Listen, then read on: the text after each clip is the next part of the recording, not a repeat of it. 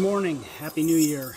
My name is Teran Taggart, and today's presentation will be over the cyber kill chain model by Lockheed Martin. It'll just be a brief overview. I'll discuss the different phases in the cyber kill chain. I'll name some tools, techniques, or actions that can be conducted in each phase to counter or prevent or minimize the damage that may occur. First of all, I'd like to thank Jeremy Martin and CSI Linux for the invitation to present here today. I was a student in a class that Jeremy taught for EC Council. One morning I mentioned to him I had just presented on this topic for another industry organization that I was seeking to become an accredited trainer through.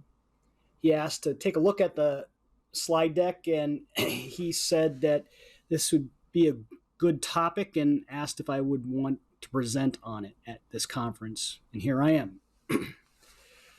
So in a few slides, I'll go into my background. I think the question is why did I choose this topic? During, at the IT industry, or the information security space of the IT industry, is a vast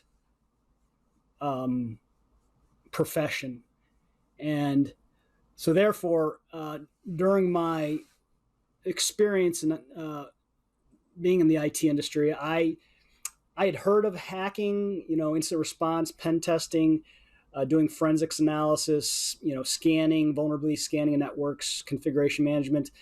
I had heard about that particular discipline within, the profession, but because they were so specialized, I had never, actively been involved in that area. So that is the reason why I attended that EC Council class for the CEH. And during my research into the CEH, I came across multiple sexy, air quote, sexy topics such as OSINT, cyber threat intelligence, cyber kill chain, hacking itself. So, when I did research into the cyber kill chain, I said this is an interesting model, and that's why I went down this road and why I created this particular presentation. This is the standard corporate agenda, and we'll try to adhere to it. So as I said, my experience, like any good IT person, I earned my Bachelor of Arts in Political Science. I earned an MBA in accounting. I wanted to become a CPA, an auditor, and a lawyer, doing tax. And of course, from The Godfather Part 3, they just kept pulling me back into information security. As I said, I have 25 years in the IT industry. I've worked in various industries, finance, legal, the manufacturing sector, the government, and private consulting. For the past 15 years, I've worked in InfoSec, doing GRC, risk management, governance, risk and compliance. I started out, while completing my undergrad, it was towards the late 90s, and I had always had an interest in computers. I built my own computers, and I was trying to achieve, at the time, my MCSE in NT4.0 technologies. So after I graduated, as I said, my first job out of college was working at a law firm in their desktop support help desk area. Once I earned my MCSE, I transitioned to doing IT consulting. And because of the dot-com bubble, I lost my job and found a job working at a bank working second shift doing network operations, and rose up, became a sysadmin, sysengineer. When I graduated with my MBA in accounting, I went into government consulting, or working on government contracts. In that time, I worked as a senior IT auditor, and eventually an OIG IT auditor for the government agency. And right now, I currently, like I said, work as a government contractor at that same agency. The bottom bullet point, I have bunch of acronyms. It just means that I'm constantly learning, and as people know in the IT industry, you have to be always learning, stay abreast of current topics, and that'll help you understand the threats and the evolving technology.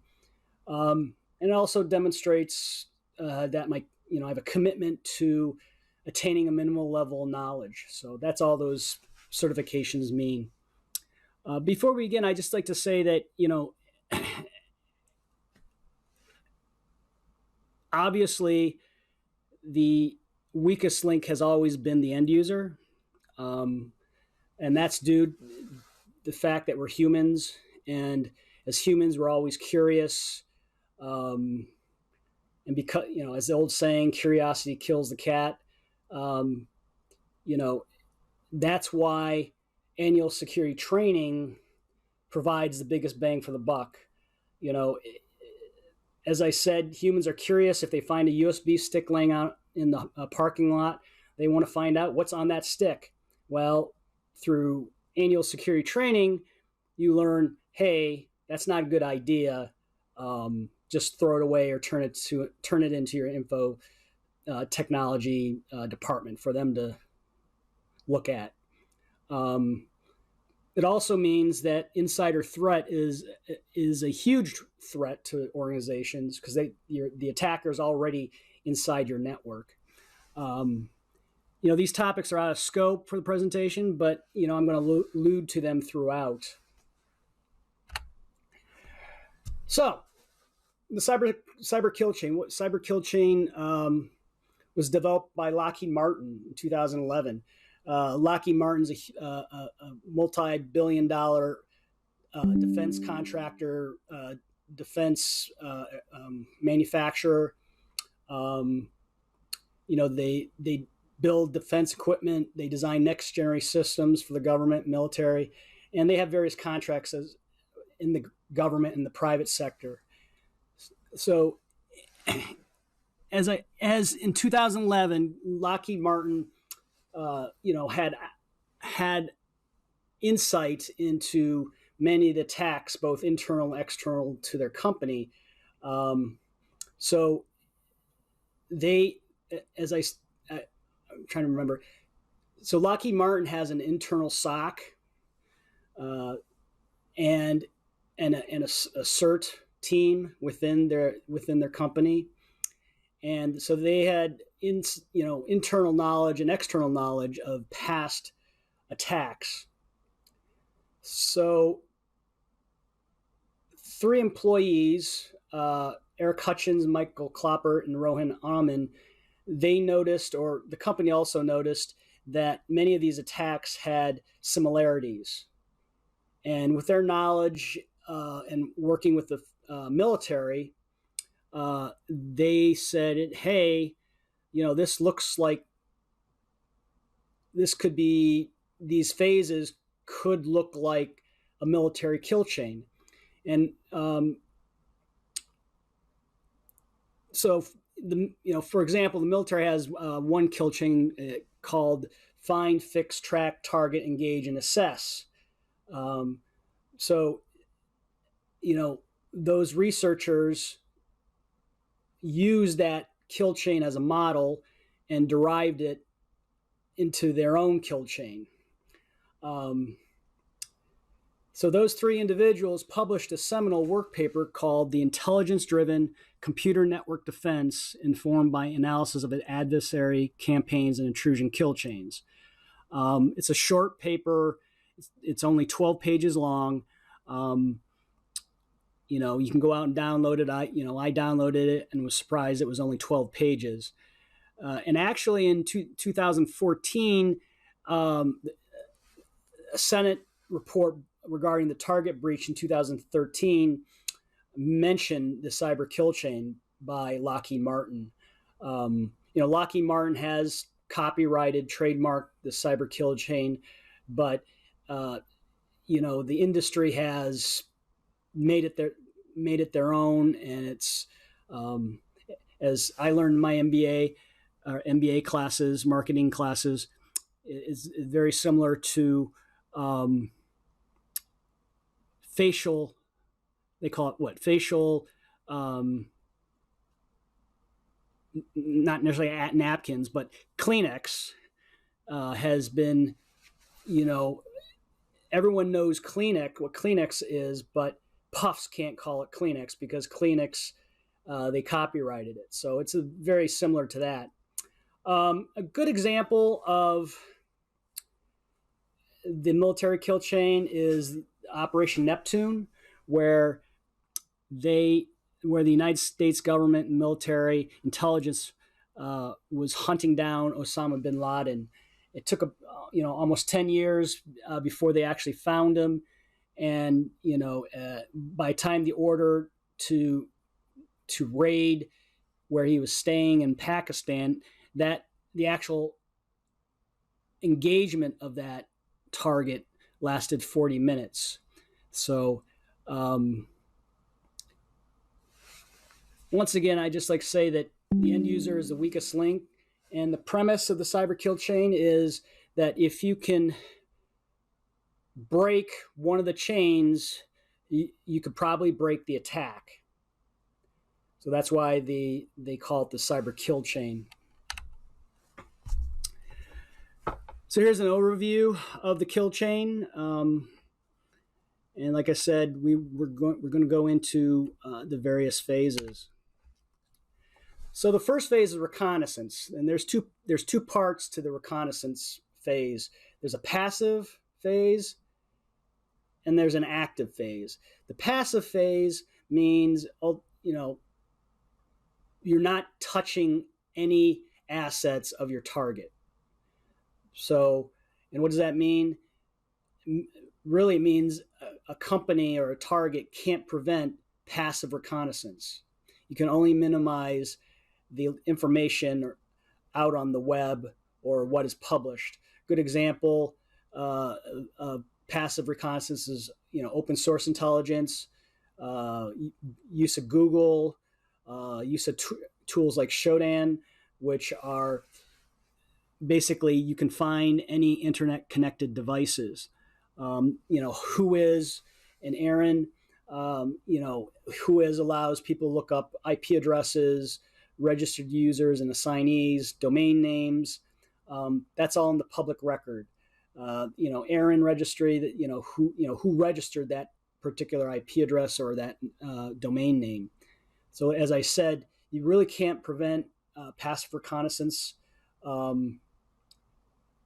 You can only minimize it. And I almost forgot, job listings. The internet is great for finding a job. The issue is in the job listings can be used for passive reconnaissance. Companies in the past would basically in the job listing would describe the technologies that they're using. LinkedIn is a good example, right? So if the company can reduce the amount of information in those job listings, it'll just make the task harder for the attacker. Now, when we move into active reconnaissance, this is where the attacker is actually touching assets of the target.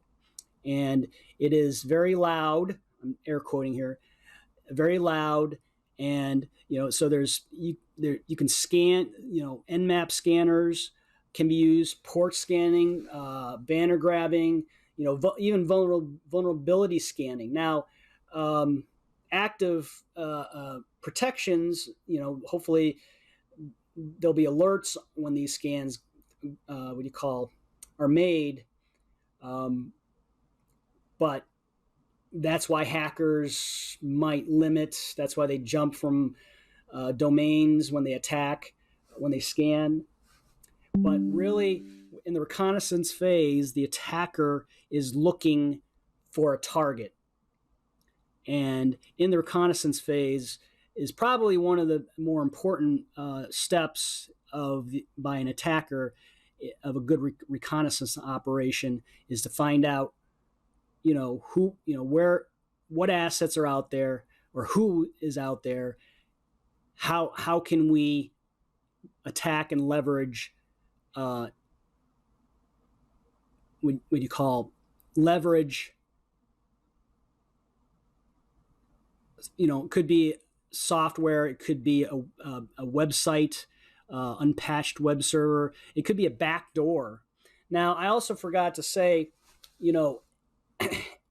on the dark web, the credentials, if you're the company, organization, or that individual, if they have been part of a hack, like a breach, if there's credentials on the dark web, that is also part of the reconnaissance phase. So that's why it's important that end users, individuals, change their passwords frequently. Once a reconnaissance phase is completed and the attacker has identified an avenue, this is where the weaponization phase occurs. So, and these are just examples of software and scanning scanners out there that could be used during the weaponization phase. Can enable, if, for example, if there was credentials leaked out on the web, dark web, they could try to attack that, to try to pull a hash, so on and so forth. Depending, like I said, depending on the technology or what they're targeting, they will use, attackers will use any avenue to increase the likelihood of the success of their attack. Once they determine the weapon they're going to use, the attacker will have to deliver it. Good example, if they can copy a website and use some type of DNS poisoning, and reroute, end users to that website, they could probably trick them to enter their credentials, or social media or email. They could craft, either cross-site request forgeries, do a CSRF attack. They could embed a harmful link in an email. If they think they want to use a USB dropper, if they believe that end users aren't properly trained not to insert that USB. So it could be a client side or a server side attack. So, if there's a vulnerable web server, they might use some type of server side attack to gain an entrance into the network. More recent attack vector is supply side. There was a couple years ago, there was a Bloomberg article regarding some Chinese manufacturers. Actually, the Chinese government was using a company to embed chips on their motherboards. Those motherboards were delivered to cloud service providers to install in their data farms or their server farms. And that is the supply chain attacks have been, that have come to light. SolarWinds was one of the more recent ones that was a supply chain attack. So it really goes back to good reconnaissance by the attacker, and that will determine the delivery of the weapon.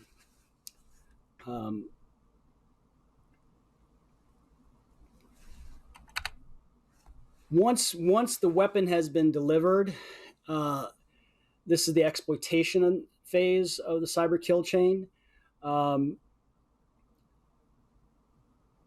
This is where the bomb goes off. There doesn't seem to be a lot going on at this stage, but the primary goal here is to gain better access. So, we talked about reconnaissance, we talked about weaponization, we talked about delivery.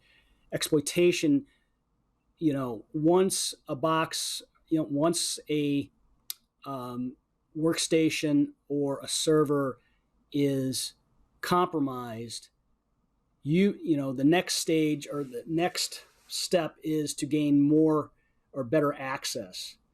And it could have these weapons could have multi-stage payloads. Your first payload is just to gain access to and compromise a workstation or server, and then it'll reach out and go grab another payload and download a larger, more complex payload. And this all depends on the attack or the target. These are some of the examples of how this exploitation may occur. You could do a SQL injection, buffer overflow, JavaScripting, and malware. So once an attacker has exploited, this is where the installation occurs. And as I said, it's persistence. The attacker wants to get more access, but they also want persistence. It could include a DLL hijacking. It could be some memory injection. It could be remote access. They might want remote access to the server or the target workstation. Some of the evasion methods, you could have, the attack may just be in memory only. The attacker could hide their attack within an encrypted virtual file system. More complex, you could have kernel rootkits installed. Patches the OS kernel. It's very hard to detect some of these these evasion techniques unless you have offline forensics or live debugging of the operating system.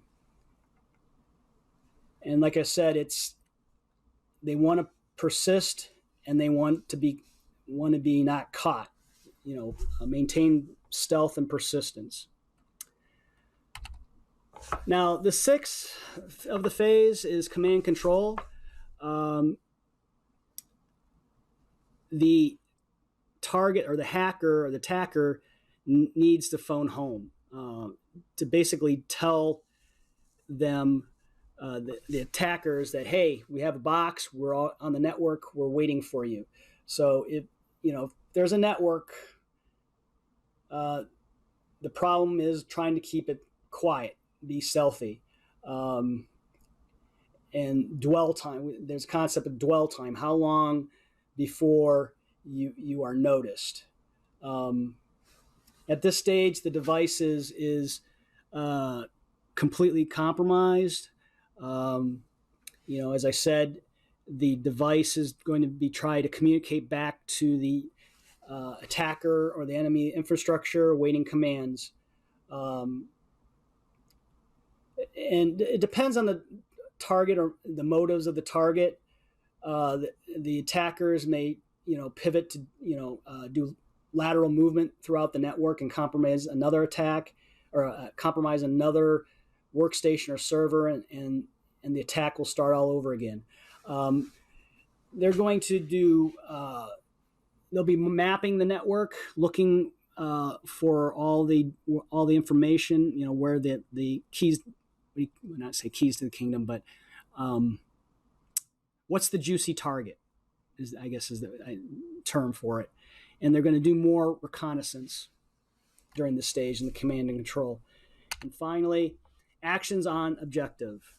This is where they will be exfiltrating data.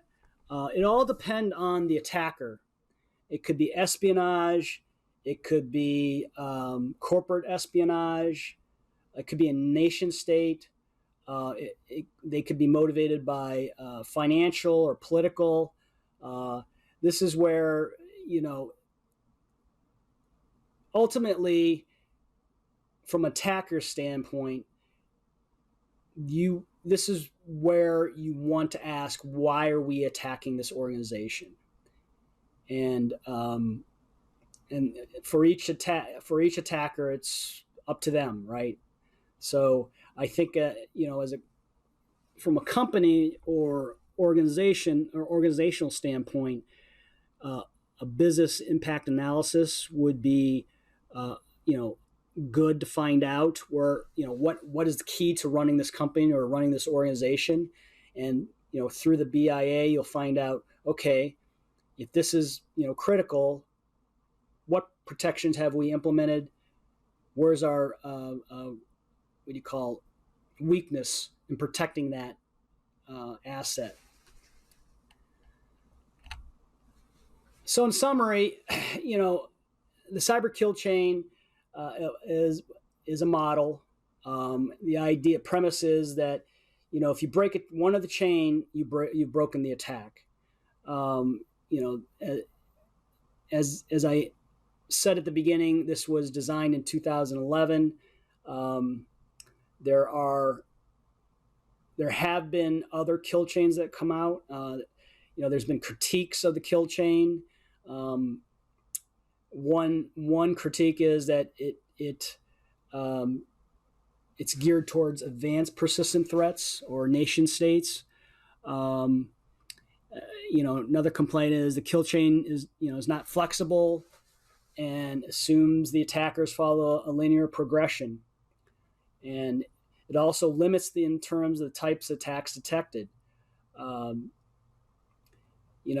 original kill chain centered around malware and payloads, and it doesn't, as I said, doesn't consider other types of attacks. Zero-day exploits, cross-site scripting attacks. And also, as I said before, it doesn't take into account attackers who attempt to leverage compromised credentials on the dark web, and ultimately does not consider insider threats. So, the question is, cyber kill chain outdated? No, there are gaps. Just understanding that it was originally designed, around the approach of the big castle, focusing on the perimeter. So there's been modification of the kill chain. Another company, Varonis, has 8 steps. It has different names, but they include what do you call a phase called obfuscation. Another robust modification is the MITRE TAC, and the MITRE uses knowledge base of adversary tactics and techniques, based on real world observations. It's a little bit more robust. And finally, unified cyber kill chain, which builds upon both MITRE and the cyber kill chain. But ultimately, from an organizational standpoint, what can we do, right? What can we do to prevent this or break the cyber kill chain? So I would say, I would ask managers, how soon would you discover an event at each stage of the cyber kill chain? And from there, ask questions about, does the organization have a playbook to address each stage? And as I said before, annual security training being conducted using relative recent attack vectors. I know in my last company I worked at, we had monthly security training, constant phishing attacks that were never what you call announced, and constantly training our employees. So as I said, this is just an overview. If you have any questions, I'd be, you can contact me. Jeremy has my email address, and I will take questions now. Thank you. Like I said, thank you to CSI Linux and Jeremy for asking me to speak. This is a high level in one aspect.